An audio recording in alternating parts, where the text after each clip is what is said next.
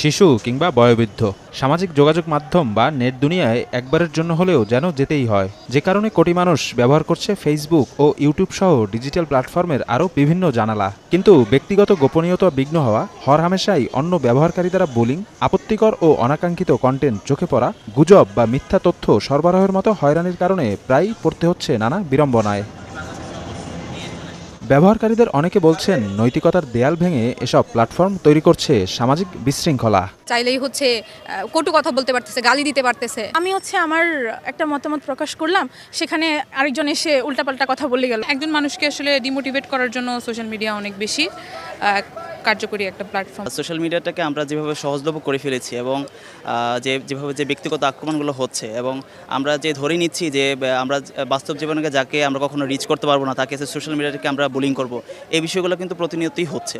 এবং একই সাথে যে আমরা কোনো একটা ইস্যুকে কেন্দ্র করে যে মানুষকে তার সত্যতা যাচাই না করেই যে আমরা তাকে বুলিং করা, তাকে হ্যারাস করা, এই বিষয়গুলো কিন্তু সোশ্যাল মিডিয়ার হরহামেশে হচ্ছে। আমাদের বাচ্চাদের উপযোগী যদি কোনো প্ল্যাটফর্ম তৈরি করা হয় সত্যি, তাইলে অনেক ভালো হতো।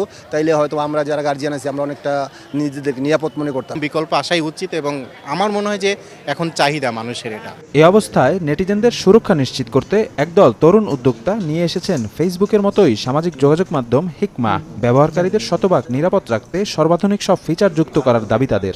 সোশ্যাল মিডিয়াটাকে আমি কেটে ফেলতে পারবো না, বরং সেটাকে আমার প্রতিকার করতে হবে, সেটাকে আমার রিহ্যাবিলিয়েট করতে হবে, সেটাকে ঠিক করতে হবে।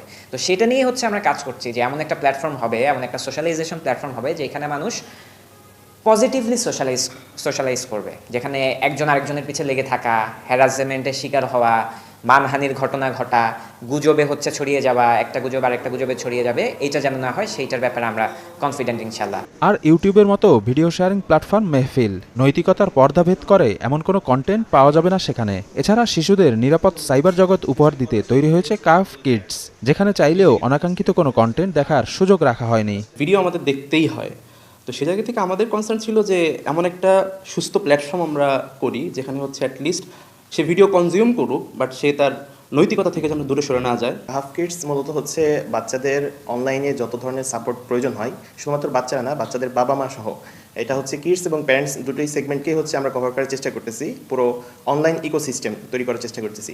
দেশীয় উদ্যোক্তাদের উৎসাহ দিতে সরকারকে এগিয়ে আসার আহ্বান বিশেষজ্ঞদের।